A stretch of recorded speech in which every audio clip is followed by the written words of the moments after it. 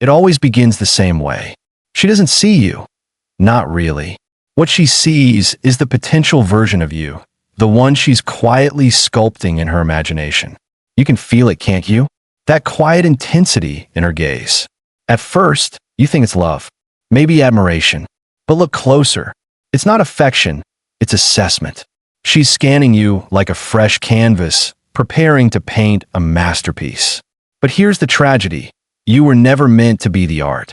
You were only ever the backdrop. The fantasy is the real subject. Carl Jung warned us. Not in soft-spoken affirmations, not in cozy self-help metaphors. His words were sharp, surgical, born from a lifetime spent staring into the abyss of the human psyche. Jung gave language to the unconscious, the vast, shadowy terrain beneath our everyday awareness. And he uncovered something haunting, particularly about the dynamic between women and men. He saw that women, often unknowingly, fall in love not with men, but with the idea of men, with the projection of who they imagine you might be. It's not malicious. It's psychological, and more common than anyone wants to admit. So when she chooses you, she's not choosing you. She's choosing the character you happen to resemble in her mind. And when you no longer fit the role, she doesn't rewrite the script. She recasts the actor. Jung called this projection the animus, the inner masculine archetype that lives within every woman's unconscious. And when the animus is underdeveloped, immature, or left unchecked, it doesn't just whisper. It possesses. It governs. It dominates. This isn't romance. It's unconscious possession. An immature animus turns women into seekers of fantasy over reality. It pulls them toward danger, away from stability. It drives arguments that lack substance, moral outrage without introspection, domination without wisdom. Jung called it spiritual possession, where a woman stops acting from her true self and begins operating from an inherited myth, a borrowed masculine energy masquerading as certainty. And men, we fall for it, again and again, because no one taught us to see it. You think being wanted is the same as being seen. You mistake being desired for being known. You hear her say you're different, and you believe it. But you don't realize that you're just the latest actor hired to play a part she's been scripting since girlhood. And when the illusion cracks, when the performance collapses, you're left standing there, confused, hurt, rejected, not because you failed as a man, but because you failed to stay in character. This is the theater of projection. And the only way out, Jung said, is individuation, the process of becoming a whole, integrated self. It is the path of the man who dares to know who he truly is beneath the masks. But here's the raw truth most men never confront. We don't even begin that journey. We've been trained to chase validation, to shape-shift for approval, to let women tell us what we're worth. So we keep showing up on the same stage, playing the same role, until the applause fades and we're replaced. Individuation doesn't look good on camera. It isn't sexy. It's not about success or status. It's a death and rebirth. It demands that we confront the scared, soft, broken parts of ourselves. It commands that we stop blaming women for not loving us and start asking why we never loved ourselves. Jung understood something most men never will. You don't become a man by being chosen. You become a man by choosing yourself. That means you stop negotiating your value through her attention. You stop chasing the illusion that her affection proves your worth. You stand alone, not because you don't care, but because you finally do. You've faced your unconscious. You've met your shadow. You've stepped outside the theater of projection. And now, you're no longer seduced by the show. You're not an actor anymore. You're the author. Jung saw the modern man's tragedy clearly. We don't fall because we're rejected. We fall because we contort ourselves to be accepted. We call it love, partnership, compromise. But Jung had a different word. Self-betrayal. He warned that the man who fails to develop his inner world becomes the slave of someone else's. He stops being a man and becomes a mask, smiling, agreeing, performing, until he forgets who he was before the costume. And the worst part, she knows. She can feel it. The very things you think will make her love you, being agreeable, always available, never confronting her, become the exact reason she loses desire. Why? Because the feminine instinct isn't drawn to what's safe. It's drawn to what's real, to mystery, to edges, to a man she cannot fully define. So the moment you make yourself too easy to grasp, too eager to please, you stop being a man to her. You become invisible, replaceable. And yet, here's the paradox that keeps you trapped. You fear being alone more than being false. You'd rather betray yourself than risk her leaving. You'd rather play a part than live in the silence of not being seen. But Jung said this clearly. Until a man can sit in that silence, truly alone, he will never be free. Individuation is not for the faint-hearted. It is the crucifixion of false selves, the slow, agonizing shedding of illusions, the internal collapse of every persona you created just to feel accepted. And once those illusions die, you begin to see the world for what it is, a circus of projections. People wearing masks, playing parts, avoiding truth. And when you start to speak from that place, when you call out the games, they'll turn on you. They'll call you bitter, arrogant, cold. But you're not the problem. You're the mirror. And people hate the mirror when it shows them something they don't want to see. Jung knew this intimately. He worked with countless souls who were terrified of their own shadow, the broken, shameful, rejected parts of themselves. And he saw, especially in women, how society reinforces the myth of purity, of intuitive perfection. But he didn't buy it. He warned that the greatest danger to a woman is her unconscious animus, the voice inside her that speaks not with truth, but with borrowed certainty and counterfeit wisdom. And when she doesn't face that voice, doesn't integrate it, she projects it onto you. So here you are, trying to be your savior, trying to be the exception, trying to prove yourself worthy of being truly seen. But that's not how projection works. Projection isn't a compliment. It's a prison. It doesn't see you. It replaces you. Until both men and women awaken to this truth, they will keep reenacting the same romantic tragedy, forever blaming each other, never realizing they're trapped in a shared hallucination. And then it happens. The woman who once adored you suddenly turns cold. Not because you changed, but because you stopped being the fantasy she projected onto you. You were never that man. And now she resents you. Not for who you are, but for failing to be someone you never agreed to become. Jung warned us, projection is theft. It steals the real and replaces it with illusion. Until you take responsibility for your inner life, you will always be a character in someone else's story. And the longer you stay in the illusion, the more lost you become. Now let's get to the hardest part, because this is where most of you will want to tap out. This is the moment where the words stop feeling empowering and start feeling like a mirror, sharp-edged and cold. Because here's what Jung made painfully clear. You didn't lie to her. You didn't betray her. You just couldn't uphold the illusion she unconsciously cast upon you. You failed to embody the myth she never admitted she needed you to play. But here's the real tragedy. She's not doing this on purpose. This is what projection is. It's not deception. It's unconscious transference. She doesn't even realize it's happening. She thinks she's in love with you. But she's in love with something inside her. And that's why you never stood a chance. Jung said, people will do anything, no matter how absurd, to avoid facing their own soul. Nowhere is that more visible than in modern love. We think we're meeting each other. But in truth, we're just meeting our own unresolved childhoods, our own unmet needs, our own unlived dreams, wrapped in the skin of someone else. And then we call that mess love. But Jung had another name for it. He called it possession. You, the man, become possessed by her fantasy. And she, the woman, becomes possessed by the animus, the internal masculine that demands, critiques, moralizes, controls. And both of you lose sight of your actual selves in the process. You think this time will be different, that this woman will finally see you, understand you, choose you for who you really are. But she's not choosing you. She's choosing a feeling. And when the feeling fades, she leaves. Or she stays, but becomes cold, contemptuous, distant. And you're left asking, what did I do wrong? Here's Jung's brutal answer. You chose her before you chose yourself.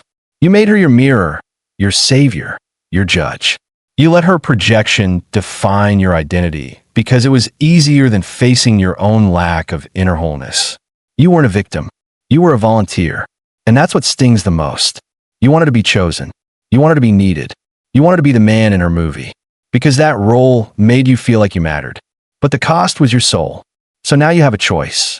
You can join the bitter chorus of men who mock women, blame them, resent them. Or you can wake up. You can turn inward. You can start the brutal, terrifying, liberating work of individuation, the work of becoming whole. Because here's what most men never understand.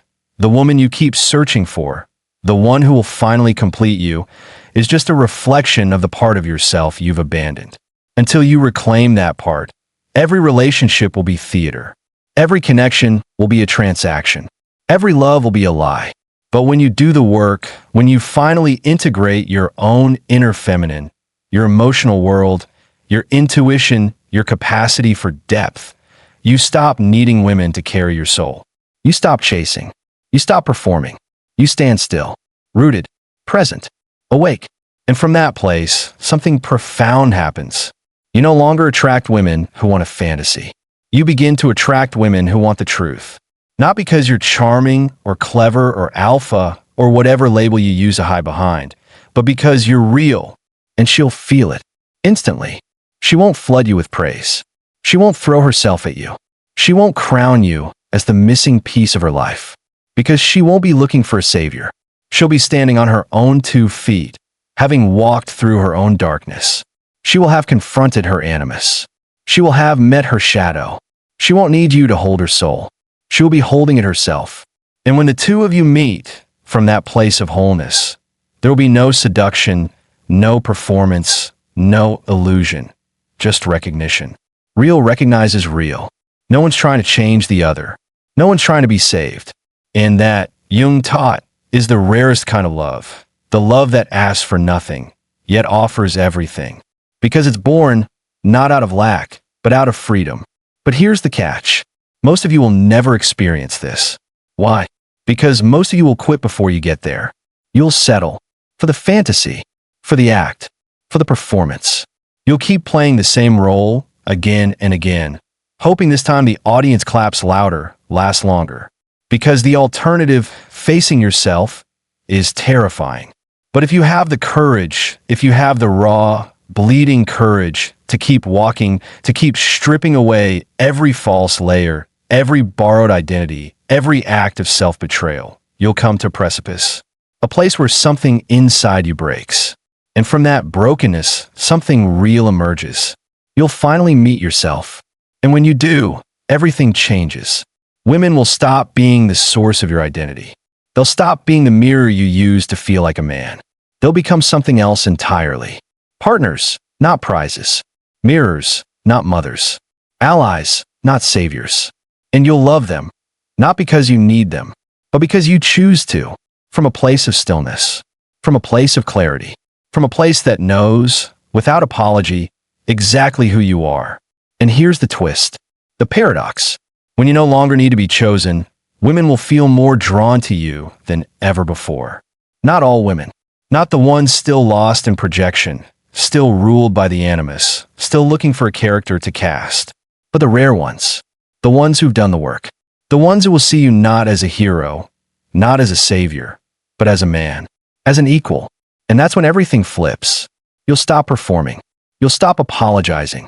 You'll stop shrinking to fit someone else's fantasy. You'll be done with scripts, done with roles, done with masks, because you will have become whole. Not perfect, not polished, but real. And that, Jung taught, is the most terrifying kind of man. Not the strongest, not the richest, not the most charming, but the one who cannot be controlled. The one who no longer needs to be seen in order to know that he exists. The one who has looked into the abyss of himself and did not run. There's something strange that starts to happen when you walk the path of individuation. People begin to look at you differently. They become uncomfortable, uneasy, even threatened. Not because you've hurt them, not because you've changed in some dramatic way, but because your presence starts to challenge their illusions. You're no longer reading from the same script. You're not playing the role they're familiar with, and that unsettles them. They can't place you anymore. You're no longer predictable, no longer bendable, no longer offering yourself up to be shaped by their expectations. Jung warned that the individuated man, the man who has become whole unto himself, is not welcomed by society. He's misunderstood, labeled as cold, emotionally unavailable, detached, arrogant. But that's not the truth. The truth is far more threatening. You've become untouchable, not because you've walled yourself off, but because you've stopped selling yourself out. You've stopped auditioning. You're no longer manipulable, no longer controllable. You see through the game, and once you see it, you can't unsee it. The people who once begged for your time, your affection, your energy, they'll start to resent you. They'll say you've changed. They'll say you're too much in your head. They'll say, you're just not the same anymore. And they're right. You're not. Because you've stopped living as someone else's projection. You've stepped off the stage. You've reclaimed your soul. Now, for the men still possessed by the fantasy of romance, the ones who say things like, she's my everything, or I'd do anything for her, this will sound cruel, harsh, unromantic. But Jung would tell you the truth plainly. That's not love. That's a refusal to carry your own soul.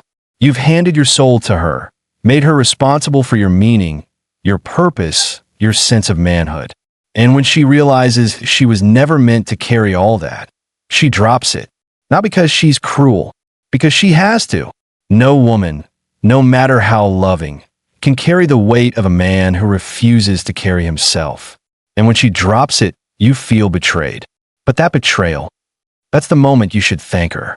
Because in that moment, the illusion collapses.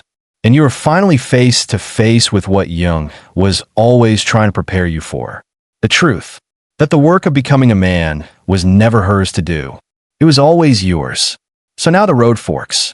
You can turn bitter, join the mob of broken men who mock women, curse them, resent their freedom, their nature, their intuition. Or you can turn inward.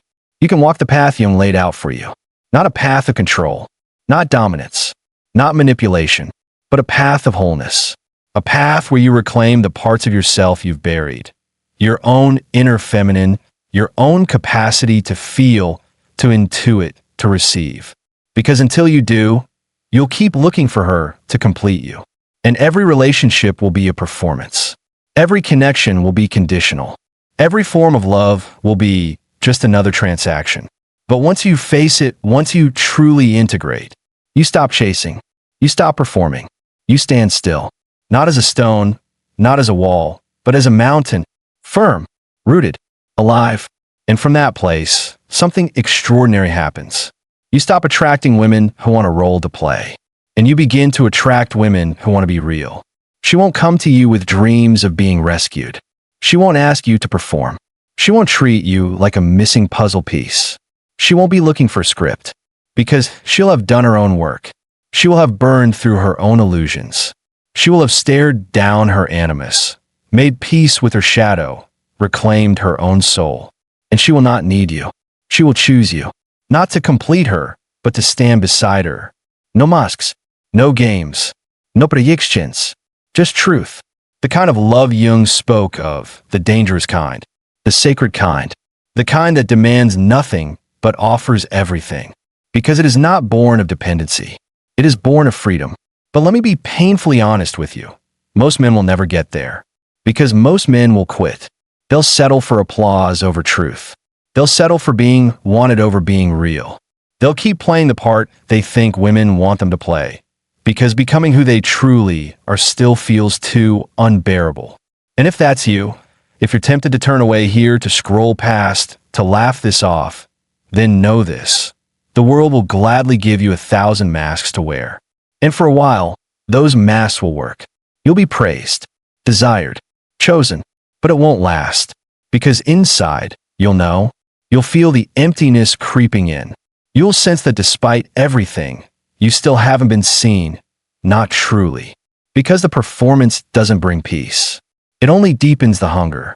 But if you keep walking, if you keep standing alone, confronting every lie you've ever told yourself about who you have to be loved, you'll find something terrifyingly beautiful. You'll find yourself. And in that finding, women will stop being your mirror. They will stop being your measure. They will stop being your mission. And they will start being what they were always meant to be: partners, not prizes. Mirrors, not mothers. Allies, not saviors. And when you love them, it will not be from lack. It will be from fullness, from clarity, from choice. Carl Jung never gave us a map. He didn't hand out easy steps or simple formulas. What he gave us was a warning. If you do not confront yourself, you will become a slave to the projections of others, especially the projections of women. But he also gave us a challenge: to become whole, to stop seeking salvation in someone else's eyes, to stop waiting to be chosen. Because the man who chooses himself, fully and without apology, is the man who becomes sovereign. He cannot be reduced to a fantasy. He cannot be manipulated by performance. He cannot be recast. He becomes the author of his own life. And if you made it this far, if something in your gut is burning right now, pulling you toward this truth, don't let it fade. Act. Don't just scroll past. Don't consume this like another piece of content. Take a breath. Click the like button. Share this with a brother who's still trapped in illusion. And subscribe. Not just for us, but for the next man who needs to hear this truth. Because we're not just building a channel. We're building a movement. One man at a time. Not actors. Not performers. Not puppets. But men. Real men. Men who choose to wake up. Men who refuse to be defined by projection. Men who walk the path Jung dared to walk. Alone. Brave. Whole. Welcome to the journey.